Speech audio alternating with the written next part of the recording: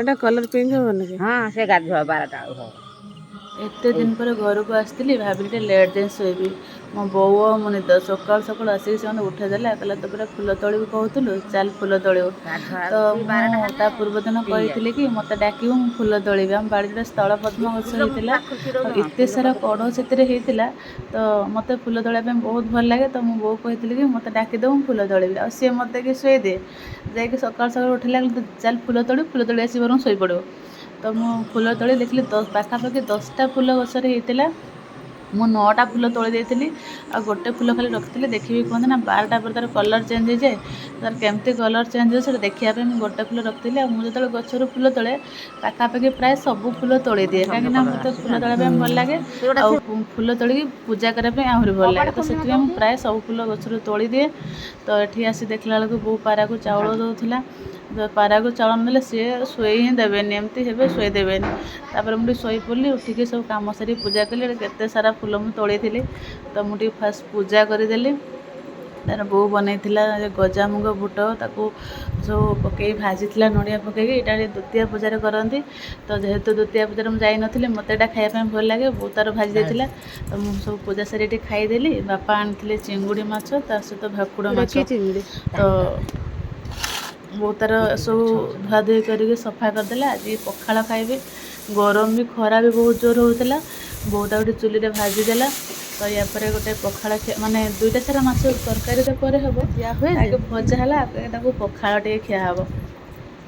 ଆଉ ଫାଷ୍ଟ ପଖାଳ, ତା ସହିତ ଚିଙ୍ଗୁଡ଼ି ମାଛ ଭଜା, ଆଉ ଯେଉଁ ବଡ଼ ମାଛ ଭଜା, ଆଉ ମୁଁ ତାପରେ ମୋର ୱାନ୍ ଫେଭରାଇଟ୍ ଯେମିତି ଅଣ୍ଡା ଆଳୁ ପକା ଚକଟା। ଛଅ ପକା। 1 2 3 4 5 ମୋର ଷ୍ଟାର ଅଛି। ଷ୍ଟାର ଅଛି, ଦେଖୁନ ମୁଁ କାଟିଦେବି ତୋତେ। ଷ୍ଟାର କଟେନି, ଆଉ କେଉଁଠି କଟେ? 3 1 2 3 କ'ଣ ଆମର କ'ଣ କଥା ହେଇଥିଲା? କ'ଣ କଥା ହେଇଥିଲା କହ?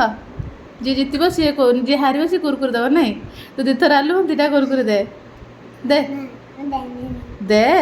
ନା ମୋର ପଇସା ନାହିଁ। ହଁ ଅଛି, ବାପାଠୁ ଆଣିଦେବୁ। ୟା ସହିତ ଲୁଡ଼ୁ ଖେଳିସାରିଲା ପରେ ଆଇସ୍କ୍ରିମ୍ ବାଲା ଆସିଥିଲା, 2 ଜଣ ଆମେ ଆଇସ୍କ୍ରିମ୍ ଖାଇଲୁ। ଆଉ ଦେଖନ୍ତୁ ଏ ଫୁଲର କଲର୍ଟା କେତେ ସୁନ୍ଦର ହେଇଯାଇଛି। 12ଟା ପାଖାପାଖି 12ଟା କି 12:30 ହେବ।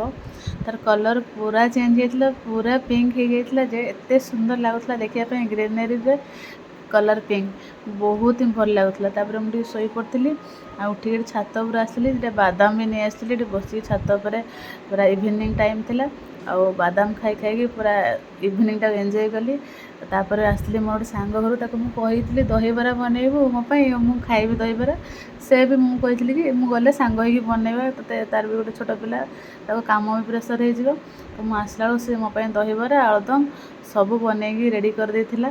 ତ ଆମେ ସମସ୍ତେ ମିଶିକି ଦହିବରା ଖାଇଲୁ। ମୁଁ ଖାଲି ପିଆଜ କାଟିଲି, ଆଉ ମିଶିକି ଦହିବରା ଖାଇଲୁ। ଆକ୍ଚୁଆଲି ଦହିବରାଟା ଏତେ ଟେଷ୍ଟି ଥିଲା। ସେଠୁ ଆସିଲା ପରେ ବୋଉ ଟିକେ ସନ୍ଧ୍ୟା ଦେଇଦେଲା। ତାପରେ ଆମେ ଆଣିଥିଲୁ ଭଦ୍ରକ କାଳୀ ପୂଜାରେ, ମୁଁ କହିଥିଲି କି ବିରି ପାମ୍ପଡ଼, ଫାର୍ଷ୍ଟ ଟାଇମ୍ ପାଇଁ ସେଠି ଦେଖିଲି ବିରି ପାମ୍ପଡ଼। ମୁଁ କେବେ ବିରି ପାମ୍ପଡ଼ ଆଗରୁ ଖାଇନଥିଲି। ବୋଉ ଟିକେ ପକୁଡ଼ି ଛାଣିଲା, ଆଉ ଏଇ ଯେଉଁ ବିରି ପାମ୍ପଡ଼ ଖାଇଲି, ଭଲ ଲାଗିଲା। ଏଇଟା ଫାର୍ଷ୍ଟ ଟାଇମ୍ ପାଇଁ ଖାଇଲି, ମୁଁ ଆଗରୁ କେବେ ବି ବିରି ପାମ୍ପଡ଼ ଖାଇନଥିଲି।